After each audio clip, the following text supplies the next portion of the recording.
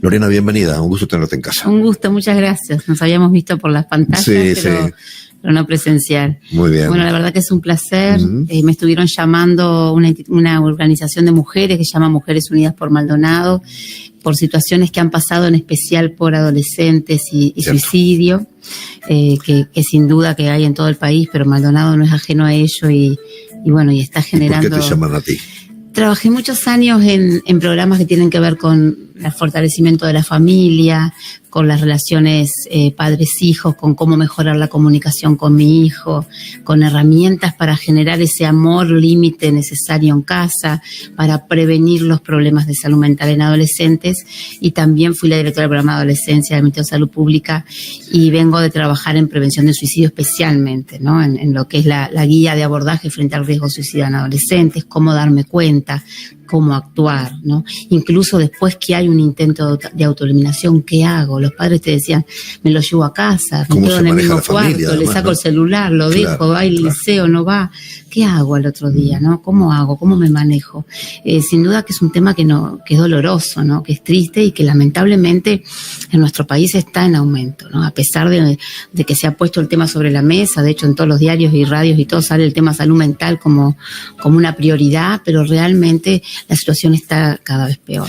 La gente te llama para contarte su situación, pero seguramente esperando de ti algo. Sí. ¿Y qué traes para ellos? Mira, lo que vengo a traer en especial es una recorrida de entender lo primero lo que es la salud mental, porque hablamos mucho, pero a veces uno entiende qué es la salud mental, ¿no? Y es lo que siento, son mis sentimientos, es lo que pienso, son mis pensamientos, y es cómo me comporto, son mis comportamientos.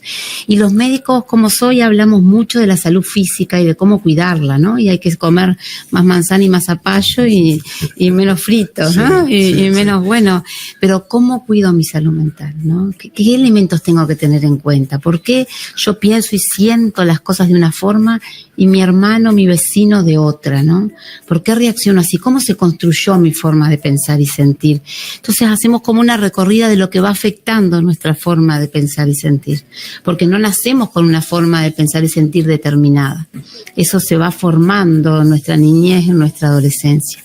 ¿Y qué pasa en casa y qué pasa en el contexto país que está generando esta situación? Porque cuando vos mirás las tasas de suicidio en jóvenes, tenemos el doble que Argentina y Brasil, y estamos al lado. Claro. Y es una cultura media parecida, tendremos nuestras diferencias, pero tampoco para que haya tanta diferencia. Entonces, sin duda que es ponernos a pensar, bueno, cómo se construye, pero a su vez mientras uno va haciendo la recorrida de lo que uno vivió, porque si bien vienen muchos padres, ¿no? Y vienen muchos abuelos, en realidad uno mismo empieza a pensar, bueno, ¿dónde nací? ¿Qué me pasó de niño? ¿Cómo fue mamá, papá? ¿Qué viví? ¿Tiene mucho que ver en esto el pesimismo u optimismo del perfil de la persona? En realidad eso también se construye. Claro. Bueno, pero en la medida que vamos avanzando y vamos madurando y llegamos a la adultez, vamos definiendo nuestra propia actitud frente a la vida. Tal cual, sí. Y pensar, no, esto no es para mí, yo no voy a poder, ¿para qué lo voy a intentar? Dicen que los uruguayos somos muy negativos, ¿no? Muy pesimistas. Claro. Uno habla capaz con un brasilero, ya en Rivera ya hay una diferencia. Pero, ¿no? Sí, salió el sol, pero mañana seguramente llueve. Sí. Y en términos generales somos todos un poco así. Pero supongo que deben haber personas que eso los termina afectando hasta en su autoestima, supongo. Sí, en realidad también la autoestima se forma en casa. Mirá qué importante este tema. Nosotros los adultos tenemos la llave, porque tenemos la posibilidad de moldear el cerebro de nuestros hijos, o sea, de moldear la forma que van a tener de pensar y sentir. Nosotros con la demostración de amor, la puesta de límites, la comunicación, con las normas y las reglas que ponemos, nosotros somos los que hacemos que ellos después sientan y piensen de cierta forma, porque moldeamos su forma de pensar. O sea, tenemos un poder enorme y tenemos 20 años para generar ese molde lo más sano posible, ¿no? Pero el tema es que hemos perdido esa perspectiva de darnos cuenta de esa influencia que tenemos, ¿no? Como adultos. Pero también hay que entender lo que pasa con la juventud de hoy en día, ¿no? No vivan las mismas situaciones que nosotros cuando éramos jóvenes. Hay un tema que es la autoestima, como vos decís. Mira, nosotros hicimos un análisis de las historias clínicas de todos los adolescentes que en Uruguay se quitaron la vida en los últimos 5 años. Y no había una causa única, por supuesto, pero había situaciones que se repetían muchas veces. Y el tema de la autoimagen y de la autoestima estaba en muchas historias. Odio mi pelo, odio mi cuerpo, espejo, no me puedo ver al espejo, no quiero salir a la calle así. Le salió un grano y le dejó la marca. Pero ¿y por qué los afecta tanto? Todos tuvimos granos en la adolescencia, ¿no? ¿Quién no los tuvo? Y ya va a pasar. Pero ¿sabes qué? Nosotros nos comparábamos con nuestros compañeros del barrio y de la escuela y del liceo. Y ahora se comparan con vidas impostadas, hermosas, lindas, flacas, rubias, musculosos, felices, con el último celular y el último champión, como que esa imagen es la que se necesita además para ser feliz. Y después me miro yo, y nosotros los adultos nos podemos dar cuenta que hay un filtro. Sí, no, sí, que no claro. Es real, digo. Hay un Photoshop por supuesto. Y mira, cuando me fui a sacar fotos para la campaña, me sacaron de pantalones y de pollera y demás, ¿no? Y después cuando miro, le digo al fotógrafo, ay, las de pollera no me gustan porque tengo las piernas media gordas. Me dijo, tranquila que yo te las achico. O sea que, imagínate, te pueden afinar las piernas. O sea, esto es magia, pero nosotros nos podemos dar cuenta, ¿no? Tengo una paciente que está en tratamiento con antidepresivos, que está en tratamiento con ansiolíticos, que está viviendo una situación de depresión, y cuando miro su Instagram, porque me empieza a seguir y la miro, parece la mujer más feliz del mundo, con su marido, con su perro, Yo decía, ¿cómo puede ser? O sea, pero nosotros nos podemos dar cuenta, los adolescentes todavía no. Y hay un tema de esa inferioridad que es un grave riesgo. Y si no se construyó en casa la autoestima del que yo valgo por lo que soy, del que no valgo por lo que tengo, no valgo porque sea más linda o más fea, valgo por lo que soy como persona, pero eso se construye en casa. Sí, tal vez de repente en las otras generaciones, de repente para comparar teníamos la revista Gente, 7 días, ¿no? Es verdad. Pero sabíamos pero que eran claro. 200 mujeres, 300 mujeres que modelaban y que estaban todos los días en la tapa. Pero las que nos rodeaban andábamos en el montón. Los normales éramos nosotros, ¿no? claro, ¿sí? y andábamos en el montón. Claro, pero el tema de las redes sociales lleva a que ahora, además, la gente exponga mucho su vida privada. Tal cual. Y de repente uno se forma una opinión de, mirá qué familia linda que tiene, deben ser muy felices, pero de repente la foto salió bárbara, pero después que se vuelve a la normalidad, la rutina después de la foto, de repente las cosas no es tan real. Claro. Y sabes que en la adolescencia y en alguna parte de la juventud, la emoción supera la razón. Lo emocional es mucho mayor que la razón. Ellos conocen a una amiga y a los 3 días es mi mejor amiga del mundo, cierto, no del alma, la mejor, en realidad no la conocen. La amiga de la vida. Claro, mi amiga de mi vida. Y después la van a conocer, todavía no la conocen. Claro.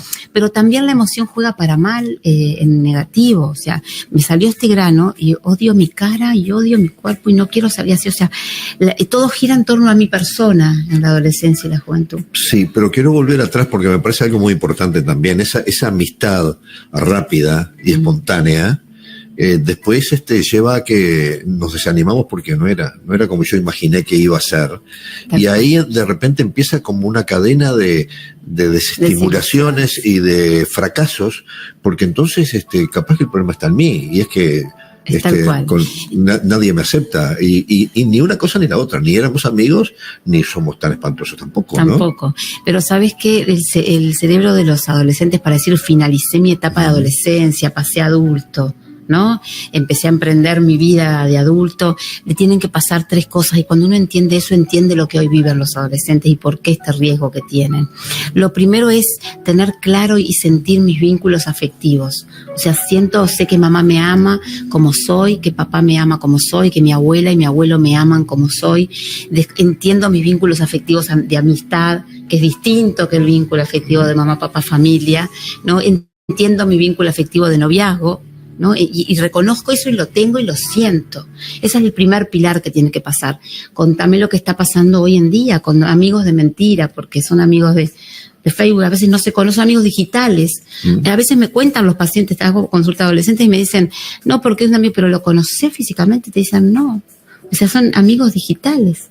Relaciones totalmente distintas a las que teníamos nosotros, que tomaban la merienda. Y con quienes además se abren e intercambian temas de su vida.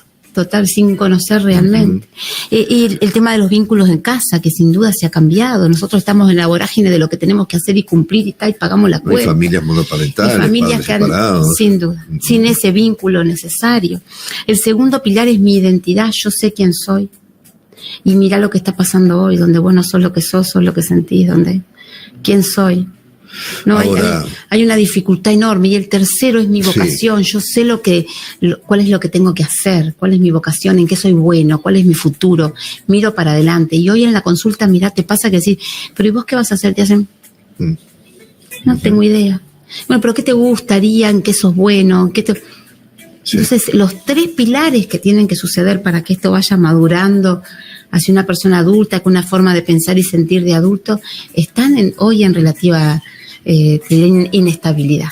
Mira, si por mí fuera, yo hablaba todos los días de este tema, porque saben quienes son partícipes de esta comunidad que se llama Frecuencia Abierta, de que son temas que los tenemos permanentemente. Pero, bueno, por razones de tiempos tuyos, de tiempos nuestros, hemos llegado hasta ahora en la conversación a una especie de diagnóstico. Bueno, y a esos padres, ¿qué les podés aconsejar luego en el Paz y Unión? Mira, nosotros hoy lo que vamos a hablar es de herramientas. De también se van, ¿no? Sí, sin duda, por supuesto, es abierto y vamos a hablar mucho del cerebro adolescente para que ellos mismos puedan entender lo que viven. Pero a los adultos en especial, sin duda que nadie nos enseñó a ser padres, pero hay una base teórica que se llama crianza efectiva y que te dice la forma en poder criar efectivamente para tener hijos sanos, mentalmente saludables, ¿no? Entonces vamos a hablar de cuáles son esas formas, de cuáles son esos criterios. Por supuesto que la comunicación, el desarrollo de su autoestima, pero también la demostración de amor y la puesta de límites con amor, con detalles de cómo los hacemos generalmente y cómo los afecta lo que nosotros hacemos. Y que no podemos comparar permanentemente cómo fue con nosotros. No, claro, y eso pasa. Ese contraste es inevitable. Eso es inevitable. Es inevitable. Sin duda que una herramienta. Porque tenemos un romanticismo de que lo nuestro fue yo a los 30, muy disfrutable, ¿no? Yo a los 23 ya había estudiado, ya estaba no sé en qué año de la facultad, vivía sola, claro. Y hoy ves que parece que son mucho más inestables. Llegamos a los 18 a los 20 y ya queríamos generar nuestro propio espacio y tener nuestra propia casa, nuestra propia vida. Hoy como que muchos, y básicamente varones, esperan lo más posible se van a los 28, a los 30 años, y a los 32 y 35 si se puede también, ¿no? También nosotras las adultos tenemos que entender ese destete cuesta mucho. Que nuestros hijos tienen que pasar de ser totalmente dependientes de nosotros cuando nacen a ser totalmente independientes a los 20, 23 años. Claro.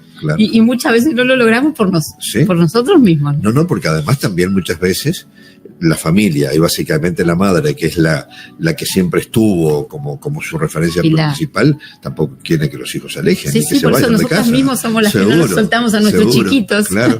Por supuesto que sí. Pero bueno, de eso vamos a hablar, de la comunicación, que es básica. Hoy los gurises dicen, necesito ser escuchado. Yo en la consulta le digo, se lo contaste a mamá, se lo contaste a papá, y las reacciones de ellos de decir, mi padre no me escucha, ¿no? Le dije que tenía ansiedad y me dijo, ¿cómo vas a tener ansiedad vos? Que tenés todo, ansiedad pueden tener lo que están durmiendo en la calle.